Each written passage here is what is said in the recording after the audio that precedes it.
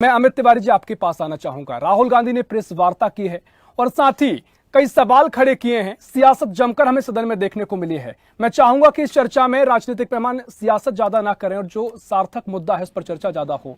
तो इस तरीके से लगातार मौतें हो रही हैं और प्रधानमंत्री जी का कहना है कि शांति का सूरज उगेगा। कब उगेगा, इस पर आपकी पहली प्रतिक्रिया दीजिए।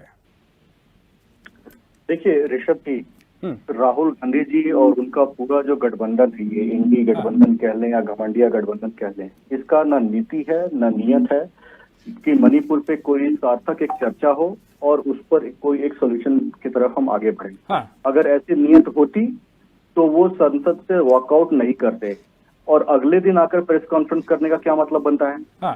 आप संसद में उस पर आपने कहा, 1000 बार कहा कि हम प्रधानमंत्री जी का वक्तव्य सुनना चाहते हैं, इसीलिए हमने अविश्वास प्रस्ताव लेकर आए हैं। तो जब प्रधानमंत्री जी बोल रहे हैं उस विषय पर तो उनको सुनना चाहिए था, उनको रहना चाहिए था, लेकिन उन्होंने ऐसा नहीं किया। देखिए, मैं कुछ विशेष बिंदु आपके सामने ये रखना चाहूंगा।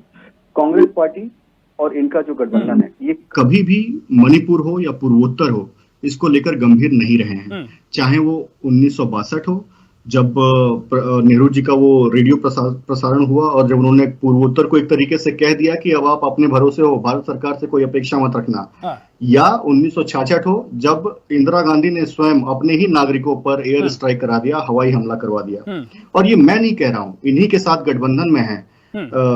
और उस गठबंधन के उस जमाने के नेता लोहिया जी ने कहा है कि जानबूझकर नेहरू जी ने जानबूझकर पूर्वोत्तर को विकास से दूर रखा है।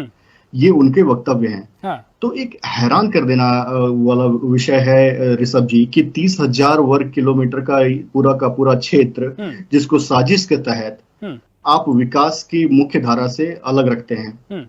क्या कारण है, ये हम जानना चाहते हैं। सवाल ये है कि मैंने पहले भी कहा कि सियासत ज्यादा ना हो, लेकिन जिस तरीके से आप तमाम बातें कह रहे हैं, तो ऐसे में अगर राहुल गांधी या विपक्ष के तमाम नेता आपको एक सलाह दे रहे हैं कि अगर मुख्यमंत्री से स्थिति नहीं संभल रही है तो सेना के हवाले कर दीजिए, इसमें क्या दिक्कत है अमित जी? ऋषभ जी, देखिए, इसी विषय पर माननीय गृह मंत्री जी अमित शाह जी ने पूरे विस्तार पे बातें अपनी रखी थी। पूर्वोत्तर पर ही केंद्रित पूरी उनकी बात थी और उन्होंने बताया कि किस तरीके से 93 में जब पूर्वोत्तर जल रहा था, मणिपुर जल रहा था और सालों तक जल रहा था, ये तो अभी 3 महीने की बात है, उस दौर में सालों तक जल रहा था और न वहां का मुख्यमंत्री का कोई बयान आया, न प्रधानमंत्री का बयान आया, न गृह मंत्री का बयान आया।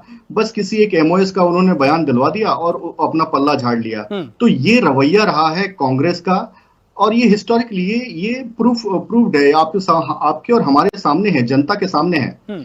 और एक साजिश के तौर पे मणिपुर और पूर्वोत्तर को इंफ्रास्ट्रक्चर, एजुकेशन और कनेक्टिविटी से दूर रखा गया।